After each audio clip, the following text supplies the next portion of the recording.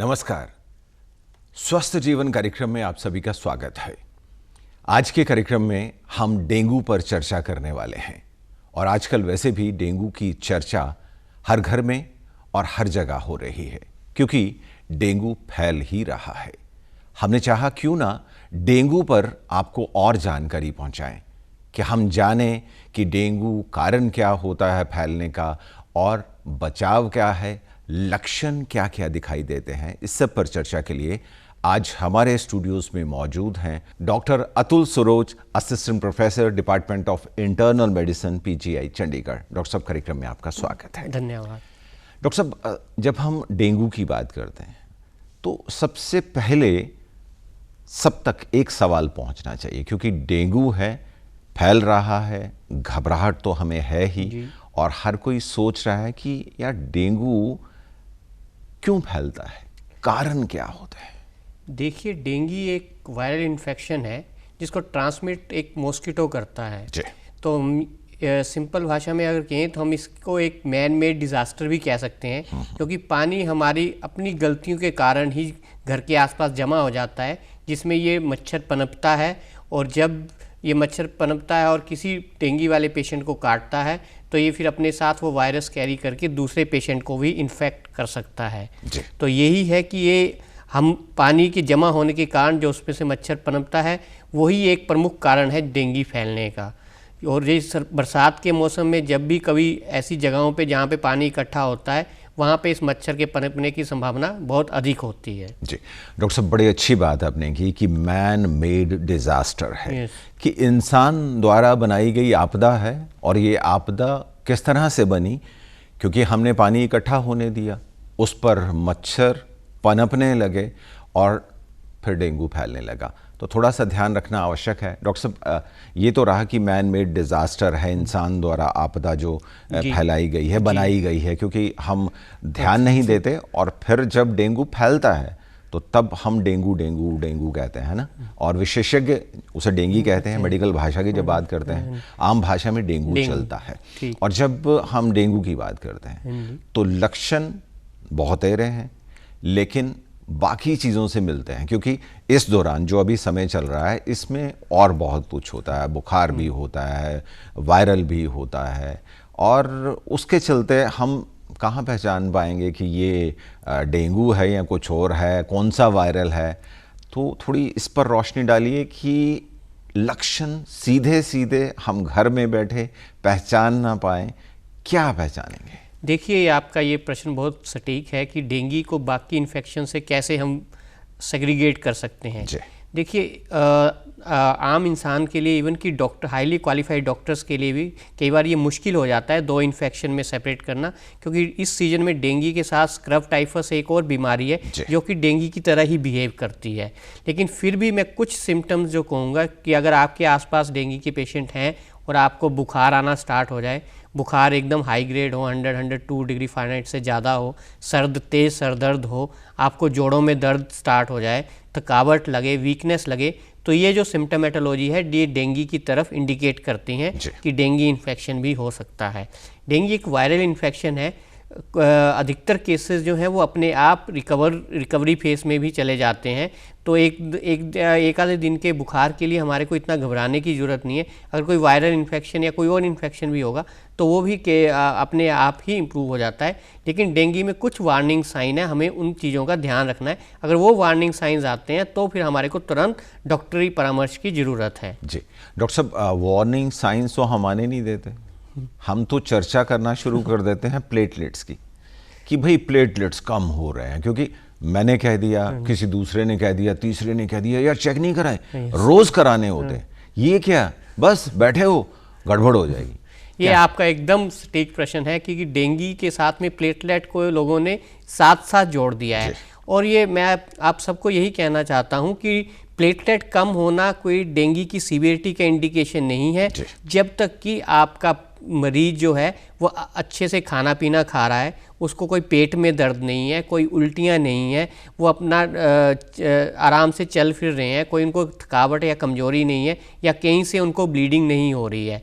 ये कुछ चीज़ें हैं, इनका अगर हम ध्यान रखें और पेशेंट कोई उल्टी या कुछ ऐसे सिम्टम्स नहीं है, उसको जो भी हम दे रहे हैं वो आसानी से पच रहा है, तो प्लेटलेट की चिंता करने की ज़रूरत नहीं है। देखिए, ये डेंगू एक वायरल इन्फेक्शन है, प्लेटलेट इसमें कम होंगे और ये स्वतः अपने आप रिकवरी की ट्रेंड में स्टार्ट हो जाते हैं जैसे ये रिकवरी फेस में आता है। तो सिर्फ एक प्लेटलेट की कम होने की घबराने की ज़रूरत नहीं है। इसके अलावा हमको जो वार्निंग साइन है जो मैं स्पेसिफिकली मेंशन कर रहा हूँ, पेट में दर्द होना, अगर आपके पेट में एकदम तेज़ दर्द होने लगे, साथ में आपको उल्टी आने लगे, कुछ भी जो आपने खाया है वो नहीं पच रहा है, इवन कि आप जो सिंपल पानी पी रहे हैं वो भी उल्टी के साथ बाहर आ रहा है, तीसरा आपको कहीं से लग रहा है कि कहीं से ब्लीडिंग स्टार्ट हो गई है, आपके गम से ब्लीडिंग हो रही है, आपके टॉयलेट में ब्लीडिंग आ रहा है या आपके पेशाब में ब्लड आ रहा है, और उसके साथ में आपको काफ़ी थकावट महसूस हो रही है, आप थोड़ा भी चल नहीं पा रहे हैं, आपको चक्कर आने लगे हैं, या आपको ऐसा लग रहा है पेशेंट के रिलेटिव्स को कि उसका थोड़ा सा मानसिक संतुलन बिगड़ रहा है, तो ये 4-5 चीज़ें हैं, अगर ये ध्यान में रखें, अगर इनमें से कुछ भी स्टार्ट होता है तो तुरंत डॉक्टर के पास जाएं। इसके अलावा अगर आपका पेशेंट सिर्फ बुखार है और ठीक से खा पी रहे हैं, कोई उनको और समस्या नहीं है, तो कोई घबराने की ज़रूरत नहीं है। ये वायरल इन्फेक्शन होते हैं, ये अपने आप बॉडी इम्यूनिटी की वजह से रिकवरी फेस में चले जाते हैं। सिर्फ प्लेटलेट कम हो जाना या सिर्फ बुखार आ गया 1-2 दिन, तो इतना ज़्यादा घबराहट या घबराने की ज़रूरत नहीं है। हमको सिर्फ पेशेंट पे मॉनिटरिंग की ज़रूरत है, उसका ध्यान रखने की ज़रूरत है कि उसको कुछ और सिम्टम्स तो नहीं आ रहे हैं साथ में। डॉक्टर साहब, हमारे दर्शक ये जानकर बहुत प्रसन्न हुए होंगे, खुशी हुई होगी, क्योंकि दरअसल हम प्लेटलेट्स की चर्चा करते हैं और हम दर्शकों को एक बार ज़रूर बताना चाहेंगे कि प्लेटलेट्स को लेकर हो हल्ला ना मचाएं, क्योंकि हर कोई कहता है मुझे प्लेटलेट्स चाहिए। भाई 1 लाख प्लेटलेट्स पड़े हुए हैं, अभी 50 पड़े हुए हैं, 30 पड़े हैं, 20 पड़े हैं, 10 तक भी पहुंच जाएं तो विशेषज्ञ कहते हैं घबराने की आवश्यकता नहीं है। और घबराएं तब जो वार्निंग साइंस हैं, जहां लगता है कि अब गड़बड़ हो सकता है, तो डॉक्टर साहब ने बता दिया कि कहीं से ब्लीडिंग हो रही है, गम्स आपके ब्लीड कर रहे हैं, आपके मसूड़ों में से खून आ रहा है, पेट दर्द हो रहा है, उल्टी आने को हो रही है, जो खा रहे हैं वो पच नहीं रहा है, और स्टूल में अगर आप पखाने पे जाते हैं तो वहाँ पर स्टूल्स में अगर खून आ रहा है तो जागने की आवश्यकता, और लगे कि मानसिक संतुलन जो है वो बिगड़ रहा है, वो इधर उधर की बातें कर रहा है पेशेंट आपका, तो तुरंत विशेषज्ञ की सलाह लें, अस्पताल पहुंचाएं मरीज़ को ताकि उसे ठीक किया जा सके। डॉक्टर साहब, ये इन्फॉर्मेशन बहुत ज़रूरी इन्फॉर्मेशन थी जो हमने अपने दर्शकों तक पहुंचाई है, और आपने स्पेसिफिकली बताया कि वार्निंग साइंस हैं, वो हमको मॉनिटर करने की आवश्यकता है। लेकिन होता क्या है, वो तो हम मॉनिटर नहीं करते, लेकिन खुद ब खुद के डॉक्टर बन जाते हैं, क्योंकि हम कहते हैं बहुत बड़े डॉक्टर हैं और हमारे आसपास केमिस्ट डॉक्टर तो होते ही हैं, अवेलेबल हैं दवाइयाँ देने को। और हम यहाँ ये भी चर्चा करना चाहते हैं कि जब डेंगू जिसे आम भाषा में लोग कहते हैं, तो इसमें कुछ ख़ास दवाइयों की आवश्यकता होती है, या जिसको हुआ उसे क्या करना होगा घर पे? देखिए, अगर पहले तो हमें यही कोशिश करनी चाहिए कि हमारे आसपास पानी जमा ना हो, डेंगू के मच्छर पनपे ही ना। डेंगू से बचने के लिए हम 5 P's का ध्यान रखना चाहते हैं। सबसे पहले P, प्रिवेंशन। अपने आसपास कहीं भी बिल्कुल भी पानी जमा ना होने दें। हफ्ते में हम कोशिश करें कि हफ्ते में आधा घंटा हम देखें अपने घर के आसपास जहाँ पे भी पानी जमा हुआ है, उसको पानी को निकालें, उस एरिया को साफ़ करें। दूसरा P इसमें आता है पानी।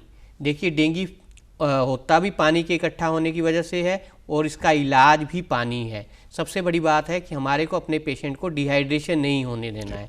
अगर उसको तेज़ बुखार आ रहा है तो उसका या उसको उल्टी हो रही है या उसको लैट्रिन लगी हुई है, तो उससे उसके डिहाइड्रेशन होने के चांसेस बढ़ जाते हैं। तो हमारे को कोशिश यही करनी है कि उसके शरीर में पानी की कमी ना हो। तो पानी के रिप्लेनिश के लिए हम उसको ORS वाला पानी भी दे सकते हैं। अगर घर पे ORS नहीं भी है तो नमक और चीनी का घोल बना के दे सकते हैं, नारियल पानी दे सकते हैं, लस्सी दे सकते हैं। ऐसी चीज़ें दें जो पेशेंट को आसानी से पच जाएँ। हमारा लक्ष्य यही होना चाहिए कि वो आसानी से जो भी ले उसको न्यूट्रिशन मिले और उसको उल्टी ना हो। अगर उल्टी होने लगे तो फिर वो विशियस साइकिल, दूसरा साइकिल स्टार्ट हो जाता है, फिर डिहाइड्रेशन और बढ़ जाता है और फिर ऑर्गन इंजरीज के चांसेस होते हैं। और तीसरा P है इसमें पैरासीटामोल। अगर पेशेंट को बुखार आए तो इसमें सेफेस्ट जो हम एंटीबायोटिक्स मानते हैं या बुखार कम करने की दवा मानते हैं वो पैरासीटामोल ही है। इसके अलावा दूसरी दवाई बिल्कुल ना लें, क्योंकि उससे उसके प्लेटलेट के कम होने पे भी उसका असर होता है और वो हार्मफुल साबित हो जाती हैं। और चौथा पी है डू नॉट पैनिक। अगर बुखार आ भी गया, डेंगू का सीजन है, तो घबराना नहीं है, क्योंकि घबराने से और कंडीशन ख़राब होने का डर रहता है। हमको अपने पेशेंट को भी तसल्ली देनी है कि कोई बात नहीं, ये वायरल इन्फेक्शन है, हमारी बॉडी इम्यूनिटी से खुद ठीक हो जाएगी। बस हमारे को अपने पेशेंट को डिहाइड्रेशन नहीं होने देना है, उसको पानी की, उसके शरीर में पानी की कमी ना हो। और आखिरी पी है पेशेंस। हम पेशेंट अगर आप हॉस्पिटल में भी आ गए हैं, आजकल डेंगू की वजह से हॉस्पिटल्स में भी रश काफ़ी है, तो हमारे को ये बार बार ये नहीं है कि डॉक्टर साहब प्लेटलेट काउंट कम हो गए हैं, उनको इंसिस्ट करिए कि प्लेटलेट चढ़ाएं। तो हमारे को पेशेंस रखनी है, जैसे डॉक्टर सलाह दें वैसे ही करना है। कभी भी हड़बड़ी में कोई भी गलत स्टेप नहीं उठाना है। जी बिल्कुल सही कहा आपने कि हड़बड़ी में कोई कदम नहीं उठाना है। हम तो यही कहेंगे कि घर में आप एक चार्ट बना लें और उस पर लिख दें 5P। हाँ, ये भी सबसे बढ़िया है, याद रहेगा आपको कि प्रिवेंशन है, कि आपको डेंगू से बचने के लिए प्रिवेंशन के लिए क्या क्या करना है। फिर उसके बाद पानी की बात आती है कि पानी खूब पिलाना है ताकि डिहाइड्रेशन यानी पानी की कमी शरीर में पेशेंट के ना हो। और उसके बाद पैरासीटामोल की बात की है, नॉर्मल सी एक गोली है जिसकी आवश्यकता पड़ती है, कोई बड़ी सारी 4, 5, 6 गोलियां खाने की कोई आवश्यकता नहीं है, उससे आप ठीक होने वाले नहीं हैं। और उसके बाद पैनिक की बात आती है, तो ये आगे आगे लिख लें चार्ट पर, आपको याद रहेगा कि पैनिक नहीं करना है, घबराना नहीं है। घबराएंगे नहीं तो पेशेंट जल्दी से ठीक होगा, क्योंकि आप उसके सामने घबरा रहे हैं तो कहीं ना कहीं उसका भी दिल टूटता, उसे लगता है कि शायद मेरी बीमारी बढ़ रही है। मानसिक संतुलन और ये चीज़ें जो है पेशेंट के घबराने से और इसमें इजाफा होने का डर रहता है। जी। तो और आखिरी जो पी है वो पेशेंस, इत्मीनान रखना बड़ा ज़रूरी है, घर में भी और अगर अस्पताल पहुंचते हैं तो भी, क्योंकि विशेषज्ञ अपने हिसाब से काम कर रहे होते हैं, पेशेंट को देख रहे होते हैं, और कोई भी डॉक्टर नहीं चाहता कि उसका मरीज़ ठीक ना हो। डॉक्टर साहब, ये तो हमारे दर्शक ज़रूर ध्यान रखेंगे, क्योंकि 5P बहुत ही ज़रूरी है, और इससे तो पेशेंट अपने आप घर में ही ठीक हो जाएगा, हमें ये लगता है। लेकिन जब हम डेंगू की बात करते हैं, मच्छर की बात करते हैं, वो टाइगर की बात करते हैं ना, टाइगर मच्छर है, और आम आदमी सोचता है कि यार हमारे तो जालियाँ लगी हैं, सब कुछ सही है, और हमारे घर में कहाँ मच्छर हो सकता है। तो थोड़ी सी ये जानकारी दीजिए कि मच्छर ये कहाँ कहाँ छुप के बैठा होता है और कैसे वार करता है। देखिए, ये आपने बिल्कुल सही कहा। लोगों को लगता है कि हमारे घर में साफ़ सफाई है तो ये मच्छर नहीं पनपेगा, पर यहाँ मैं एक बात का स्ट्रेस देना चाहता हूँ कि ये मच्छर साफ़ पानी में ही पनपता है। जहाँ पे भी साफ़ पानी जमा होगा, जैसे पानी की टैंकी होगी, टायर हो गए, आपकी छत के ऊपर पुराने टायर पड़े हैं उनमें पानी जमा है, आपकी टंकी ऊपर वो खुली पड़ी है उसमें पानी जमा हो गया है, या कोई बर्तन ऐसे टूटे फूटे बर्तन, कुछ हम छत पे लोगों की आदत होती है कि कुछ पुरानी चीज़ें छत पे रख देते हैं, तो बारिश होती है, बारिश का पानी उन बर्तनों में जमा हो जाता है, और फिर धीरे धीरे एक मच्छर के बाद सारा ये डेंगू का मच्छर पनपने लगता है। तो यही ध्यान देने की ज़रूरत है कि हमारे घर में पानी जमा ना हो। दूसरा, आपने कहा कि आपके घर में हो सकता है कि मच्छर ना हो, आप बाहर पार्क में जा रहे हैं, वहाँ पे आपने हाफ स्लीव्स डाली हैं या आप शॉर्ट्स में जा रहे हैं, आप तो मच्छर आपको वहाँ पे भी काट सकता है। और कहीं और आप मार्केट जा रहे हैं, जैसे त्योहारों का सीज़न है, हम मार्केट जाते हैं तो वहाँ पे भी ये मच्छर काट सकता है। तो हमारे को अपने घर के साथ साथ अपने आसपास भी ध्यान देने की ज़रूरत है, और अपने खुद पे भी ध्यान देने की ज़रूरत है कि जब भी हम बाहर निकलें हम फुल स्लीव्स में निकलें, और अगर हो तो मॉस्किटो रिपेलेंट का इस्तेमाल करें ताकि ये मच्छर हमारे को काटे ही ना। अपने घर के अलावा हमारे को अपने बाहर भी मच्छर काटने से बचना पड़ेगा। जी डॉक्टर साहब, एक जिज्ञासा हमारे मन में, हमारे तमाम जो दर्शक हैं उनके मन में भी है कि डेंगू आ गया, डेंगू का मच्छर आ गया और किसी को काट लिया, से मुझे काटा या किसी को काटा, उसके बाद ये प्लस कैसे बढ़ता जाता है? हाँ, ये आपका बहुत सटीक प्रश्न है। मैं इसका ये कहूँगा कि डेंगू का मच्छर जो है वो ज़्यादा दूर तक, इसका फ्लाइट डिस्टेंस जिसको हम कहते हैं मेडिकल, वो ज़्यादा दूर नहीं होता। ये अगर आपके घर में पनप गया और आपके घर में कोई डेंगू का पेशेंट है तो वो जब मच्छर उसको काटेगा तो ये वायरस उसमें चला जाएगा मच्छर में। अब ये मच्छर जो है वो अगर दूसरे नॉर्मल इंडिविजुअल्स को काटेगा तो ये वायरस उनमें ट्रांसमिट कर देता है। तो हमारी यही हिदायत रहती है कि अगर घर में कोई डेंगू का पेशेंट है तो उसको भी मॉस्किटो नेट में ही रखें ताकि उसको भी मच्छर ना काटे। अगर उसको मच्छर काटता है तो वो दूसरे लोगों में फैलाने की टेंडेंसी काफ़ी ज़्यादा हो जाती है। वो मच्छर वो वायरस लेके दूसरे लोगों में भी फैला सकता है। तो कोशिश यही रहनी चाहिए कि अगर हमारे घर में डेंगू का पेशेंट है तो उसको हम मॉस्किटो नेट में रखें, उसके आसपास या कोशिश करें कि उसको भी मच्छर ना काटे ताकि ये वायरस मच्छर में जा ही ना पाए। तो जैसे मैंने पहले कहा था कि कुछ स्टेप्स हैं जो कि अगर हम सही तरीके से अपना लें तो हम इस डिजास्टर से अपने को भी और अपने समाज को भी बचा सकते हैं। जी डॉक्टर साहब, यही एक जिज्ञासा का सवाल था कि हमारे दर्शक जो हैं वो जान जाएं, क्योंकि वो ये समझते हैं यार हमारे घर में किसी को डेंगू हुआ तो हमें नहीं होगा। हाँ, ये आपने लेकिन सही कहा। सही बात तो ये है कि अगर आपके घर में हो गया है तो वो किसी दूसरे मच्छर ने फिर उनको काट लिया तो फिर वो आगे आगे फैलाता जाएगा। हमने ये भी देखा है कि एक पूरे परिवार को भी, अभी कई हमारे दोस्तों मित्रों से बात होती है तो कहते पूरे परिवार को डेंगू हो गया, तो कारण उसका यही है। हम सोचते हैं कि अब इसको तो डेंगू हो गया, अब इसको बचाने की क्या जरूरत है मच्छरों से, क्योंकि इसको तो हो गया है, लेकिन इसको नहीं बचाएंगे तो दूसरे जो घर के सदस्य हैं उनको भी डेंगू हो सकता है। तो कोशिश यही करें कि अगर डेंगू वाला पेशेंट है तो उसके भी लिए भी प्रॉपर हिदायत रखें कि वो मच्छर उसको काटे ही ना ताकि दूसरों को फैल ना सके। जी, जिसे डेंगू हुआ है, जिसे डेंगू हुआ है उसे भी मैश में रखें, यानी कि जाली जो है आसपास होनी चाहिए। उससे आप प्रिवेंट करेंगे तो अपने को औरों को भी आप बचा सकते हैं। ये हमारा दायित्व बनता है एक अच्छे नागरिक के नाते। डॉक्टर साहब, जब हम डेंगू की बात करते हैं तो डेंगू छोटे बच्चों में उससे बड़े बच्चों में भी देखा जा रहा है। इस बार तो डेंगू फुल फ्लेज्ड कहता है ना, धावा बोल रहा है, तो उनको कैसे बचाया जाए? देखिए, ये भी बच्चों में एक्चुअली बाहर जाने की टेंडेंसी काफ़ी होती है। वैसे भी कोविड के सीज़न में बच्चे 1-2 साल से घरों में ही अंदर बंद हैं, तो आउटडोर उनकी एक्टिविटीज़ काफ़ी लिमिटेड हो गई हैं।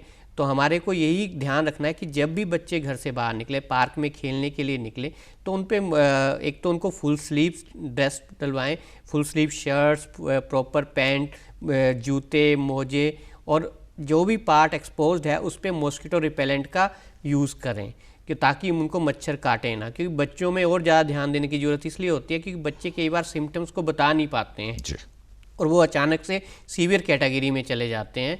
तो इसलिए हमें कोशिश बच्चों के लिए स्पेशल प्रमुख ध्यान यही रखना है कि वो उनको मच्छर काटे ही ना। वो जब भी बाहर निकले, ये कुछ हिदायतें हैं जो हम अच्छी तरह से पालन करें ताकि उनको मच्छर काटे ना और उनको डेंगू इन्फेक्शन हो ना।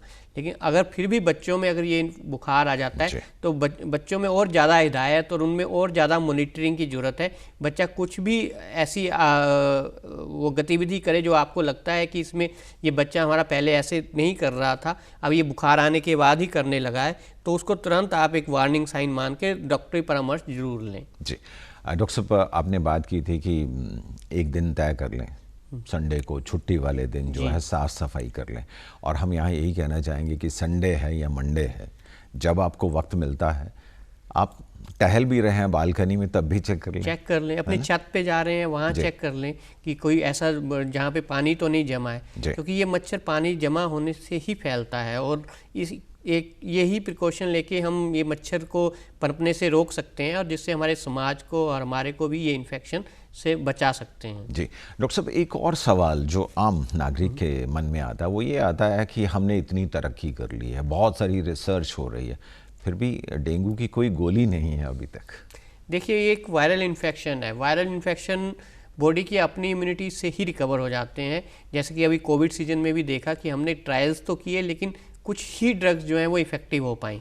डेंगू में भी ऐसा है, ट्रायल्स तो चल रहे हैं, डेंगू वैक्सीन पे भी ट्रायल चल रहे हैं, लेकिन अभी कुछ इफेक्टिव वैक्सीन अभी अवेलेबल नहीं है जिससे कि हम रिकमेंड कर सकें। पर हमारे को यही ध्यान रखना है कि सावधानी बरतें।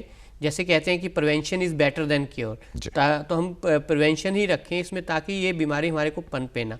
और इसका इलाज भी आप कहते हैं कि इलाज है नहीं, लेकिन इसका थोड़ा सादा इलाज यही है कि पेशेंट को डिहाइड्रेशन ना होने दें और अगर बुखार आए तो पैरासीटामोल की गोली दें। बाकी आपका इम्यून सिस्टम अपने आप रिकवरी फेज़ में आ जाएगा और अपने आप रिकवर हो जाएंगे अगर हम ये कुछ हिदायतें का ध्यान रखें। जी डॉक्टर साहब, लेकिन हम सबको एक आदत होती है कुछ टोटके अपनाने की। वो जो टोटके हैं वो काम अच्छा करते हैं या ख़राब कर सकते हैं? देखिए, मैं यही कहना चाहता हूँ कि जो ये देसी टोटके हैं या जिसको हम देसी मेडिकेशंस कहते हैं, इनका अभी भी कोई एविडेंस नहीं है हमारे पास जिसकी वजह से हम रिकमेंड करें। और कुछ चीज़ें ऐसी होती हैं जिससे कि जो पेशेंट को केवल नुकसान कर सकती हैं, जैसे कि हम उसको कुछ ऐसी चीज़ दे रहे हैं, कुछ कड़वी चीज़ दे रहे हैं जिससे उसको वोमिटिंग आ रही है। तो जैसे मैंने पहले समझाया था कि अगर वोमिटिंग आना स्टार्ट हो गया तो वो डिहाइड्रेशन के फेज़ में चला जाएगा, उससे और रिकवरी के लिए वो दिक्कत पैदा करेगा। तो हमारे कोई ऐसी चीज़ तो बिल्कुल नहीं देनी है जो कि पेशेंट को पचने में दिक्कत हो, जिससे उसका मन खराब हो, उसको उल्टी आने का टेंडेंसी हो। हमको ऐसी चीज़ देनी है जो पेशेंट को आसानी से पच सके, क्योंकि वो जितना वो पचने वाली चीज़ खाएंगे उनको उतना न्यूट्रिशन ठीक से मिलेगा। और इस बीमारी में न्यूट्रिशन ठीक से रहा तो बॉडी अपने आप रिकवरी फेज में चली जाएगी। जैसे कुछ बकरी का दूध, कुछ पपाया लीव्स, इनको लोग कहते हैं, लेकिन इनकी वजह से कई बार पेशेंट को उल्टी आने लगती है जिससे वो डिहाइड्रेशन में जाने का चांसेस रहता है। तो मैं ऐसी कोई भी चीज़ को रिकमेंड नहीं करूँगा जिसमें कोई अभी एविडेंस हमारे पास है नहीं। तो पर यह है कि पेशेंट को बस डिहाइड्रेशन ना होने दें, उनको ऐसी चीज़ें दें जो आसानी से पच जाएँ और उसमें आसानी से कोई उल्टी ना आए, कुछ और दिक्कत ना हो।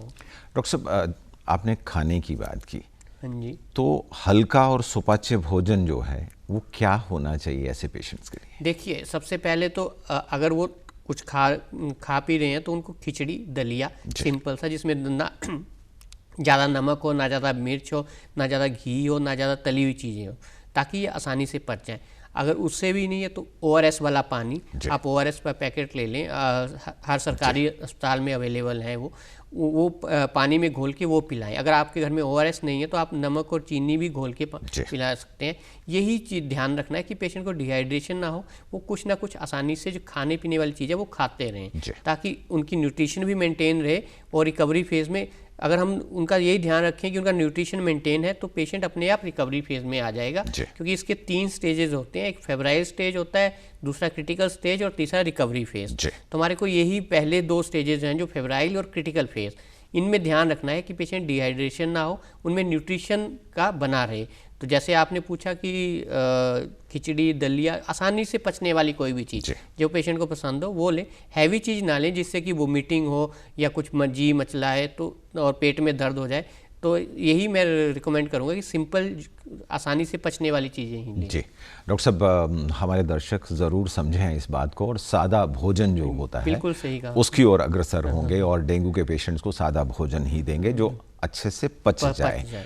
डॉक्टर साहब, डेंगू पर हमने खूब चर्चा की, लेकिन आजकल की अगर बात करते हैं, फेस्टिव सीज़न है, मतलब अभी भी मार्केट में जा रहे हैं तो खूब रश है, और ये ऐसा रश है कि जिसमें लगता है कि हम सोशल डिस्टेंसिंग, फेस पर मास्क पहनना, सैनिटाइजेशन सब भूल से गए हैं, और कोरोना सामने खड़ा है और कह रहा है मैं गया नहीं हूँ, मैं यहीं हूँ। हम ही हैं कि समझते हैं कि नहीं है, कोरोना चला गया है। तो क्या किया जाना चाहिए? कुछ टिप्स, कुछ हिदायत्स आपकी ओर से। देखिए, ये आपने बिल्कुल सही कहा, फेस्टिव सीजन आ रहा है और हम देख रहे हैं मार्केट्स में कि लोगों का जो सावधानियां पहले बरत रहे थे उसमें कमी आ रही है। तो भीड़ ज़्यादा हो रही है, मास्क नहीं है, जहाँ पे भीड़ वाली जगह है वहाँ पे भी लोग मास्क यूज़ नहीं कर रहे हैं। तो मैं यही यहाँ पे कहना चाहता हूँ कि अभी कोरोना गया नहीं है। अभी कुछ देशों से रिपोर्ट्स आ रही हैं जहाँ कोरोना के केसेस दोबारा से बढ़ना स्टार्ट हो गए हैं। तो हमको ये सावधानी बिल्कुल नहीं छोड़नी है। 2 गज की दूरी, मास्क ज़रूरी और वैक्सीनेशन, ये 3 ऐसे कदम हैं जिनसे हम कोरोना से बच सकते हैं। हमको कभी भी बाहर निकलें तो मास्क लगाएं, कभी भी भीड़ वाली कोशिश करें कि भीड़ वाली जगह में ना जाएं। अगर आपको कुछ चीज़ें लेनी भी है तो उसमें जाएं जब बाज़ारों में भीड़ कम हो, अपना अलग टाइम सेट करके जाएं, क्योंकि ये जैसे मैंने कहा कि prevention is better than cure, बचाव ही सबसे ज़रूरी स्टेप होता है किसी भी बीमारी के लिए।